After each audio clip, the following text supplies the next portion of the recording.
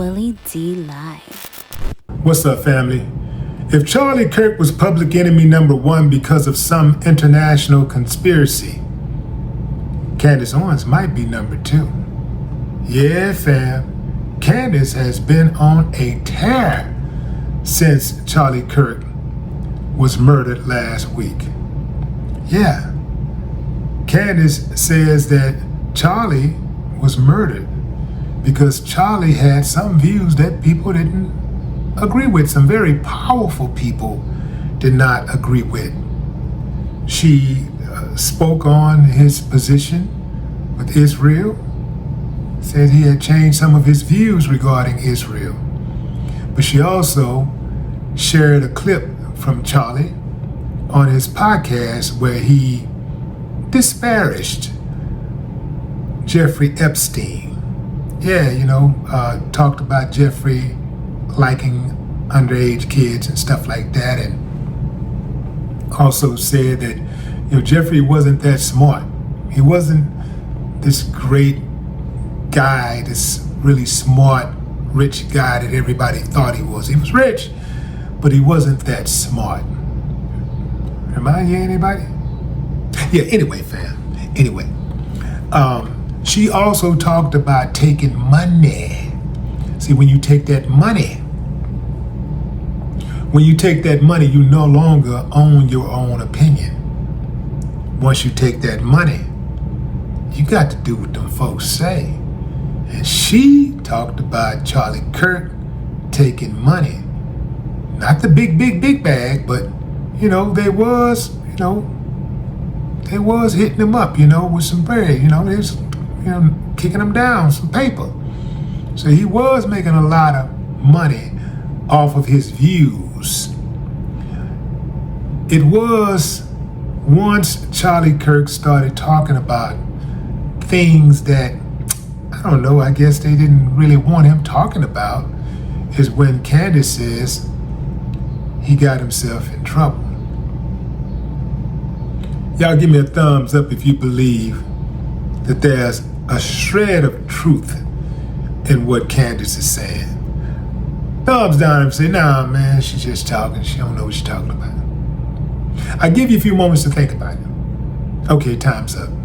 If we are to believe Candace, and Charlie Kirk was bumped because of his views towards Israel and Jeffrey Epstein and those files being revealed. Both theories are plausible.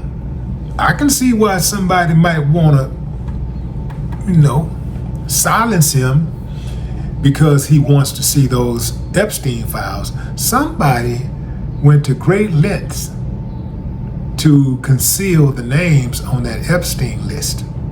I mean, great lengths. Jeffrey Epstein did not kill himself. You got to be a fool and a half to believe that. Billionaires don't kill themselves. Like, I get it if you're a billionaire and next thing you wake up in the morning, you're no longer a billionaire, you're only worth a few $100s, then now But when you got that kind of money, you got super connections. You're all the way connected. And there's so many people that owe you favors. You're so connected. You can pick up the phone and borrow $1 million here, $1 million. I'm talking about if you're a billionaire, because billionaires know other billionaires. Not just know them, but they are friends with other billionaires. So you can always, bounce back. Even if you have to start back, you don't start where everybody else started. You still start with $1 million or $10 million, $20 million, when you got that type of bread.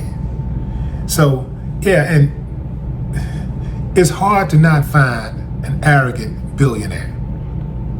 You got that type of paper, man, you're on a level to where you operate above the fray. Like, when you got that type of paper, you make things move. You get things to move. You can silence, man, come on, fam. I absolutely do not believe that there is even a slither of a chance that Jeffrey Epstein killed himself. I absolutely believe he was silenced. And I do believe that anybody who might make that information, I'm talking about the real information. I'm not talking about what they cherry pick to show us. I'm talking about the real stuff where you see everything. Anybody that try to put that out there, I think that they can look forward to a funeral within the next couple of weeks from the time that they put that information out there. Because now, fam, or from the time that it is learned that they intend to put that information out there, yeah, that's not happening. And as far as taking that money, they will try you. They will try you. I gotta say, fam, that when they try you with that type of bread, when they come to you, they're not coming with crumbs. Like when you're on a different level, when you have the ears of millions of people, they don't come to you with a few $100s, a few thousand. They come to you with life-changing propositions. Do this, and we'll give you this. It's not always about what you say. Sometimes it's about what you don't say. They will pay you big money. I mean, big money. Hey, we're not asking you to we're not asking you to attack the other side. We're just saying, don't attack this side. How do I know? How do you think I know? But see, I just like this idea of being a free man. I like the idea of being my own man. I would feel like a sucker, like a chump, if I sold my people out to the highest bidder. You know, if I have the information that I have, I know what I know, and I don't, you know, if I don't pull your coattail, you know, I don't share that information. I don't try to enlighten, you know. That don't sit well with me. It would be very difficult for me to look myself in the mirror. I don't even know how some people do it. I don't know how they sell their people out like that. I don't know how they sell the people out like that. It ain't about a particular color. It's just about humanity. I don't see how people do that. Money is important, but goddamn it, it's just money, man. Money come and go. But your soul, once you sell your soul, that's it, man. I'm not a Candace Owens fan by no stretch of the imagination.